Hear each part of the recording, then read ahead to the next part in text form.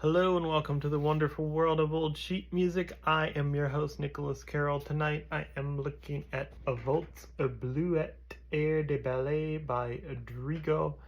His full name is Ricardo Drigo, and he is famous for being director of the Russian Ballet State Theater in the late 1800s, early 1900s. Probably his biggest claim to fame is arranging several Tchaikovsky ballets for kind of like modern instrumentation and adapting them to a more current way of performing them.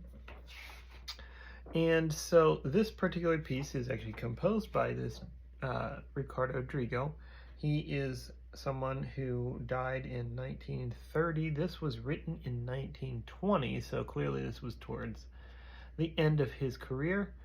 This piece looks like a pretty standard waltz. It's not super long, and it also has one of these advertisement things of the century collections on the back with tons of different pieces. None of them, just kind of looking through them quickly, none of them are actually like famous pieces. So this piece itself is not well known.